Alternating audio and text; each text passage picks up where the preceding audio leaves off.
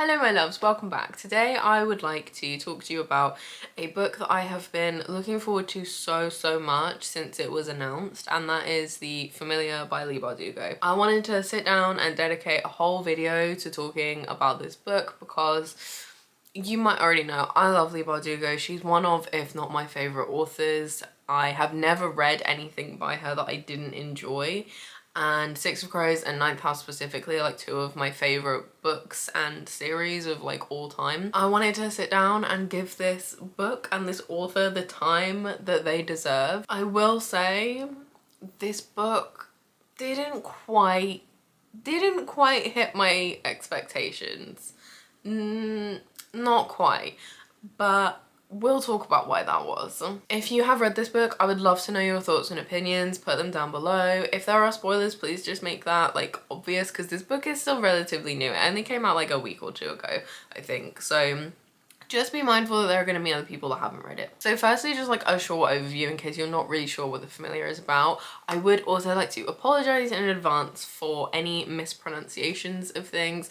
This book is set in Spain, and Spanish is a language that I am not super familiar with. It's not one of the languages I have spent a huge amount of time with. So I've looked things up, but I am really sorry if I mispronounce anything. So The Familiar follows the story of Lucia. She is our main character, and she, when we meet her at the beginning, is working as a servant. She works in the household of a couple called Valentina and Marius, and they are not quite as well off in society as they would like to be. They're kind of struggling a little bit in terms of finances, and I suppose having those social connections. So they're not poor, but they're not like super well off, and that's something that specifically Valentina really struggles with. Valentina discovers that Lucia has a gift for magic. She's able to repair things that are broken, she's able to unburn bread, things like that, just like little practical things that Lucia has been doing around the house to make her job as a servant easier. Valentina discovers this and capitalizes this on an opportunity to raise her and her husband's position in society by, you know, showing off Lucia's gifts and basically using her as like entertainment for guests and using her as an enticement for people to visit her house, and sort of, you know, for her to start rubbing shoulders with people a bit more, for her to start getting those connections in society. And this basically starts to draw the attention of higher up people in the country, and Lucia basically gets thrown into the world of politics and high society with because of these gifts that she has. All of this is set in 16th century Spain, so sort of a big political backdrop of the various religious problems that were going on at the time. A lot of Catholic countries really hating, I mean, who doesn't hate England all the time? A lot of Catholic countries really hating England and Elizabeth because she is following in her father's footsteps and running a Protestant country. There's been the defeat of the Spanish Armada by Elizabeth, and the king is desperately trying to claw back power, but also trying to rid the country of heresy and people who don't fit that Catholic mold, essentially. So it's around the time of the Spanish Inquisition. Obviously not a great time to have magic. So there's all of that that's quite important in the background as well. So let's start off with the positives. Let's start off with what I liked about this book. The first and most obvious thing would be Leigh Bardugo's writing. I really do like her writing. I know some people don't love that. The style she does of quite often going back into characters' pasts, like mid-scene, them like almost having a memory and going back there while they're mid-conversation with someone else or mid-doing something else. I know a lot of people don't like that and find that it slows the story down or like takes you out of the moment. I personally quite enjoy that. I would rather have little bits like that sprinkled throughout the book rather than having like full chapters of this is what happened to me 10 years ago. You know, I would rather discover things as we go along, as you naturally would as someone was remembering things about their life. So I really like Leigh's writing, and as always, I do really like her characters. I don't really feel like I connected with these characters as much as I've connected with other characters in her books. However, I did still really enjoy them. Specifically, Lucia Valentina by the end of the book, and also Santangel. Those, like, there was a lot of good characters and a lot of like characters that you're really not supposed to like, and you didn't like them because you weren't supposed to, but the characters were always just very well written, and I did really enjoy them. I liked having a stubborn, determined main character, because I too am stubborn as fuck. I feel like the writing style and the characters is just like a given that I'm pretty much always gonna like with Leigh's books, so I'm not gonna spend that much time on them. Things that were unique to this book, I suppose, versus her other books, I really enjoyed the blend of historic fiction and fantasy. I wouldn't really call this hugely fantasy. It is definitely more historic fiction with like a sprinkling of fantasy in it, but I like that. I would rather have mainly history and like real events and just like some fantasy put in there, rather than like history's completely been changed because of fantasy, you know? She says when her favourite film is Captain America: The First Avenger. I thought the balance was really good, just that like little bit of magic that did fit in with the world and the time, and mainly sort of using real events and real people, real settings of things that happened at the time. I did also like the setting of Spain, because like I said, I mean, I know I said Spanish isn't a language that I'm particularly familiar with. Spain in general is not somewhere I'm particularly familiar with. I'm not really very knowledgeable when it comes to Spanish history. It was quite different. A lot of the historic fiction that I read or have read in the past is either set in England or it's set in France. Usually those are like the main two places that I read about. So it was nice to have something a bit different. I didn't fully understand, like, at times everything that was going on, because I don't know a lot about the history. You can work out though, you can get there, even if like some of the politics happens quite quickly.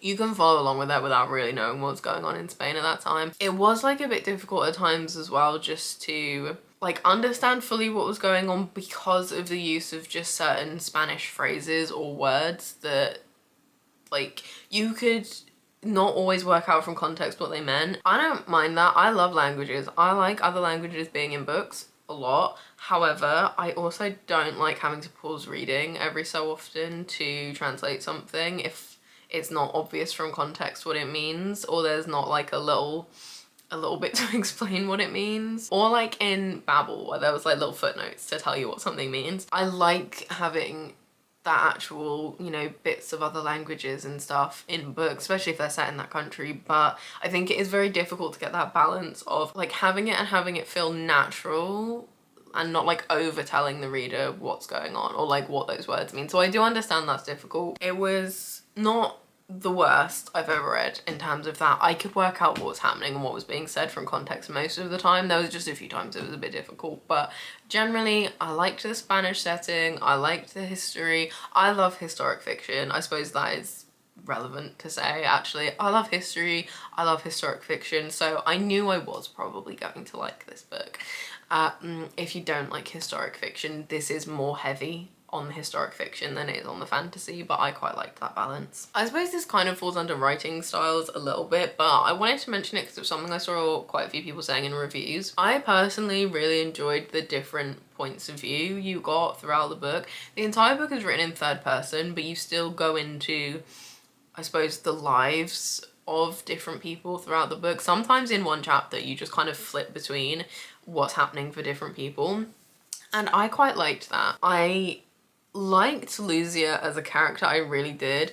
I don't think I would have liked her as much if we'd spent the entire book with her. I liked having a little bit of a break, seeing what other people were doing, getting to know these other characters more, and also there were certain points of the book where it just felt like necessary, and it helps you understand like the wider landscape of what was going on, to just have these quick little changes to what was happening to other people. So I personally really liked that. I didn't find it disorientating, I didn't find it unnecessary. There weren't like points of view that I was like, oh, I don't want to stay with you for a whole chapter. Like, that didn't happen. It made sense, those changes in points of view, and I feel like made the story more well-rounded. So I personally really enjoyed that. And I suppose on the topic of that, one of the things particularly I liked in this book was the female characters, and actually just like some of the themes it brought up of women at that time obviously not really having a lot of power and being quite reliant on the men they either married or were related to or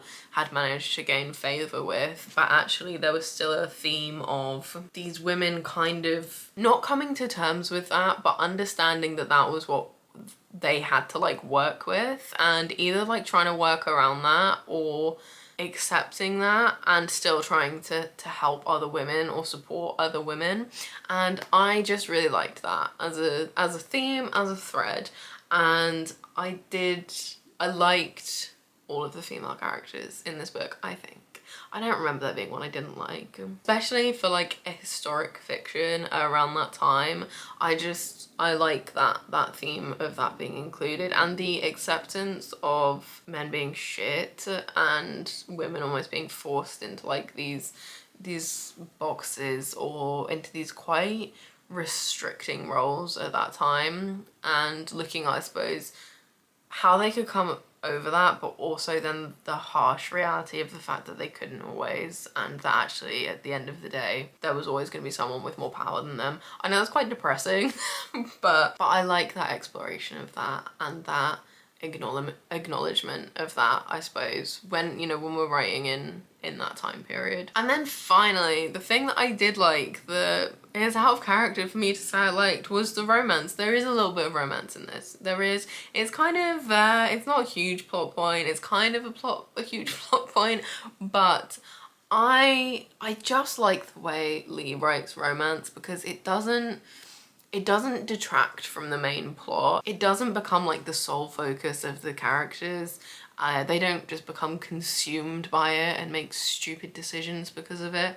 It feels more organic and slower and more realistic. While I've been steering away from romance recently, this is the kind of romance I'm okay with, where it's there, but actually other things are more important that are going on and they're still focused on. I'm not going to talk too much on that because I don't want to verge into spoiler territories, but I did really like that element of the book that was included as well. And then let's talk about what I didn't like so much, because obviously I said this book didn't quite meet my expectations, which was a little disappointing, but let's talk about why. So firstly, this did feel quite slow to get into. So I think I got to like 30 to 40% of the way through, and I put the book down and didn't come back to it for like 4 or 5 days because I didn't really want to, honestly. It did pick up after that, it did get better after that, and then I did read the rest of it in one sitting.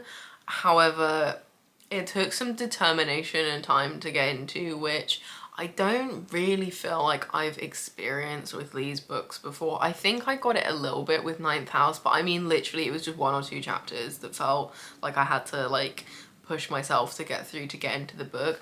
This, it felt like it took a lot longer, and I kept saying to myself, like, once these events start happening, it's gonna get more like engrossing, but it just took longer, and it kind of, I wasn't hooked immediately, which is strange for me because I do love history, I love fantasy, I love Leigh. Like, it should have been like right up my street, but it just didn't really grab me right away, and I felt not bored, but you know when you're reading a book and you're just aware of the fact that you're reading it, every time you get to the end of a chapter you're like, do I really want to read another one? Like, I'm slightly bored, but also I don't really have anything else to do, so I might as well just keep reading, but I'm not really sure I want to. You know, that kind of, you're not fully engrossed, you're aware of the fact that you're reading, you're not like just wanting to know what happens next.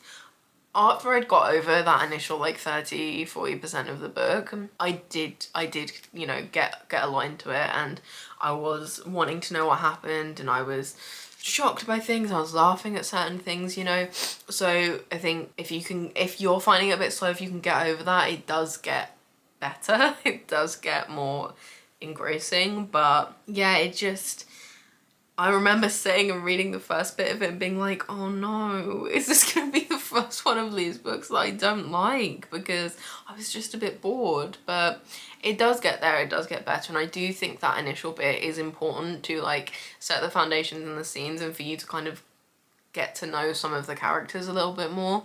But it just felt like a bit of a long slog to begin with. And then I think because of that, the ending, I was quite disappointed with the ending. It was an okay ending. Like, I wasn't angry at it, but I was a bit disappointed by it, honestly.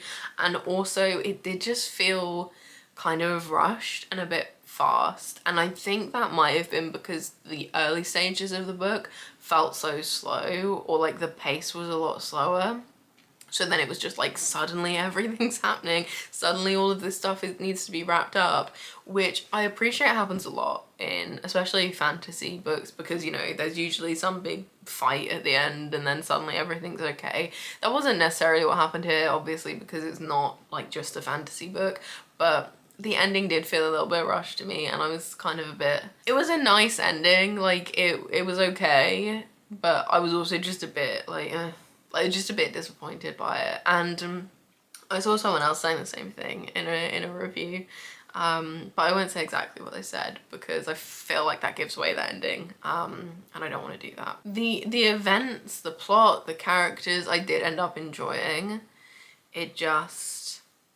I felt like the pacing was just a bit weird. I think that's it. I felt like the pacing of it was just a bit strange because it wasn't there. I suppose there was a gradual build to an extent, but then it did just almost feel like, oh, we need to get this done. We need to finish this off, you know? I don't know. I don't know what I'm saying. It didn't necessarily feel rushed. It didn't feel like it was like, oh shit, I need to sort this out. It was more just like, I feel like more time could have been spent on that section of the book, rather than the amount of time that was spent on the first 40% that felt quite slow. Actually, that part I feel like should have gone on a little bit longer, if that makes sense. And then the last thing that I didn't really think about until after I'd sat down and thought about this for a while. One of the things that is mentioned a fair few times especially during like the first 60% of the book, is that Lucia and her family are Jewish. Obviously this is quite important for the time period this is set in, given the just like zero tolerance of other religions that a lot of countries had,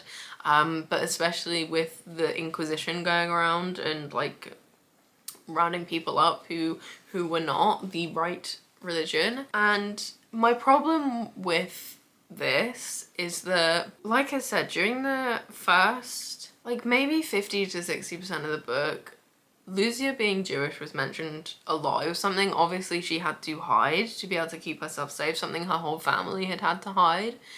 And she'd been baptized, she went to mass religiously, all of that to stop her from being discovered and from being killed. But then I just feel like it was forgotten about a little bit. Like, just not like that I would like something to have happened, but like it was just kind of forgotten about, and I feel like not really explored fully, where other things then took precedence or seemed to become like more important to the plot or the story. I suppose you could argue Lucia having magic, which was very much based in various different languages, one of them being Hebrew. You could argue that that is almost like the metaphor for religion or her being Jewish, but it wasn't. You could argue that, and that actually was why that was the focus, was because she has this magic, which, you know, that's the fantasy element. You know, fantasy elements in historic books, quite often the magic or the fantasy is there as a metaphor for something else that was actually happening at that time. But the reason I don't like that as an explanation is when you're doing that is the metaphor. The other thing isn't mentioned, but she has this magic and she's Jewish. They're almost explained or looked at as like two separate things. It's like, yes, she had to hide the magic, but she also had to hide the fact that she's Jewish. Part of the reason she had to hide the magic was because she didn't want anyone to know she was Jewish. So they are kind of linked, but it did just feel like it became more about the magic. And actually the fact that it was named, you know, it wasn't like everything's changed in fantasy and the religious names are different and you know, all of that. Religions were named, like actual real people in the book and people that did exist in history. The fact that there was that persecution of other religions is mentioned, but then it just, to me anyway, it just felt like it was kind of forgotten about, and it was kind of just like, oh yeah, that doesn't really matter anymore, we're just gonna focus on this other part of it. And especially, I don't remember at what point of the book it just kind of went away and other things just became more important, and I feel like that could have been really interesting to actually explore that more and have that be a bigger part, because it felt like it was gonna be, and then it just kind of wasn't, and it just felt like a little bit forgotten about. I don't know, that might just be me. If you've read it, let me know what you think about that, because like I said, I didn't really think about this till afterwards. I was kind of like, oh yeah, what happened with that? That just was kind of forgotten about. But yeah, it might just be me, who knows. To wrap up, I did enjoy this book. I did. I ended up rating it 4 stars because when I was looking at other things I'd rated 3 stars, I was like, absolutely not, it's better than that. But it's probably my least favourite of Leigh's things that I've read personally, in my opinion, for legal reasons. That doesn't mean it wasn't good. It was good, I did enjoy it, but it just didn't quite live up to my expectations, which, you know, is okay. Not everything is gonna be Six of Crows. I wouldn't expect it to be. That would be an unrealistic expectation, so that's fine. It was still good, I still enjoyed it.